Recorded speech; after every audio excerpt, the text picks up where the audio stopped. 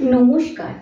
দশরূপে দশভুজা এক নতুন পর্ব নিয়ে আমি পাপিয়া চলে এসেছি তোমাদের সামনে। আমি আজকে একটা শাড়ির এপিসোড নিয়ে এসেছি। আমি তোমাদের যে শাড়িটা নিয়ে বলবো সেটা হচ্ছে মধুবনী শাড়ি। তো তোমাদের আমি আগে বলেছি মধুবনী আর্ট নিয়ে। এটা হচ্ছে মধুবনী বেনারসি। এই শাড়িটা এবছরেরই পুজোতে, এবছর নয়, মানে 2024-এর পুজোতে বলতে চাইছে, প্রথম বেরিয়েছে। তার আগে এই শাড়িটা ছিল না। এই শাড়িটা হচ্ছে মানে আমরা তো জানি মধুবনী শাড়ি মিথিলা অঞ্চলের শাড়ি আর মধুবনী আর্টটা, আর এইটা হচ্ছে বেনারসের শাড়ি। বেনারসে উইভ করা হয় এই শাড়িটা। এই তোমাদের দেখাই, আমি যে শাড়িটি পরে আছি এটি হচ্ছে মধুবনী বেনারসি। এটি বেনারসে উইভ করা হয় এবং এটি হচ্ছে মটকা সিল্কের ওপর এই শাড়িগুলি করা হয়। এবং মধুবনী যে আর্টটা আছে সেটা যেমন ছবি তো পেন দিয়ে বা হাত দিয়ে রং দিয়ে আঁকা হয়, এখানে সেটা হয় না। এখানে হচ্ছে জড়ি দিয়ে আর সুতো দিয়ে মধুবনী আর্টটাকে উইভ করা হয়। দেখো আমি যেটা পরেছি এটা মধুবনী বেনারসি শাড়ি। এটা কালারটা, এটা ক্রস কালার। এটা একটা নীল আর একটা মফ টাইপের পিঙ্ক পিঙ্ক কালারের সুতো গেছে গিয়ে এই কালারটা এসছে। যার জন্য এই শাড়িটা না যখন দেখবে কখনো দেখবে পিঙ্ক লাগছে, আবার কখনো একটু নীল নীল ব্যাপার লাগছে। খুব সুন্দর একটা ভায়োলেট কালার আসে, দেখতে খুব সুন্দর শাড়িটা। আর এর পাড়টা দেখো, পাড়টাতে পুরো জড়ি দিয়ে উইভ করা মধুবনী আর্টটাকে। এখানে মধুবনীর যে হাতি যে থাকে সেই হাতি রয়েছে, গাছ রয়েছে, এখানে টেম্পল রয়েছে, এখানে গাছ রয়েছে দেখো।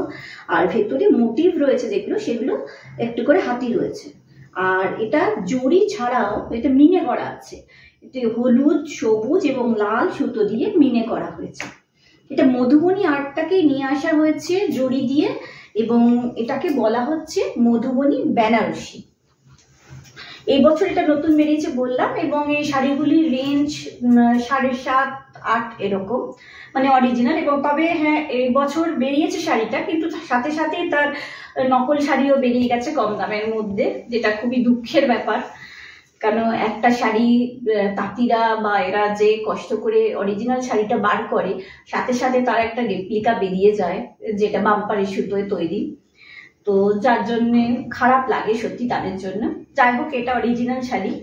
এবার দেখো এর আঁচলটা, আঁচলটি দেখো কত সুন্দর।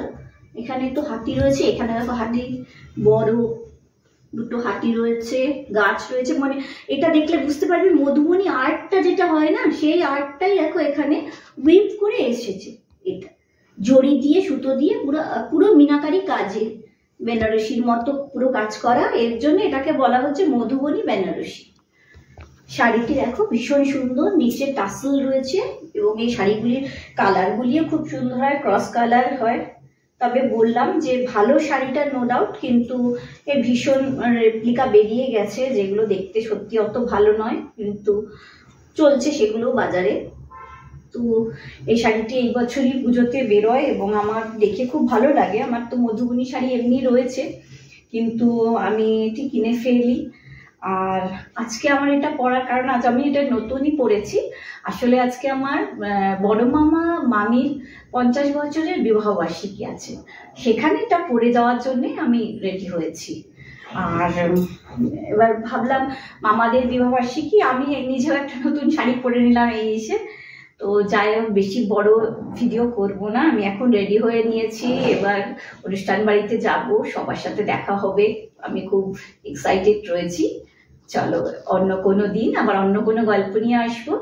আর এই শাড়িটার যে নতুন একটা শাড়ির তো ইনফরমেশন দিলাম, তোমাদের যদি ভালো লাগে তাহলে আমার চ্যানেলটাকে একটু সাবস্ক্রাইব করো, শেয়ার করো, লাইক করো। আর চলি।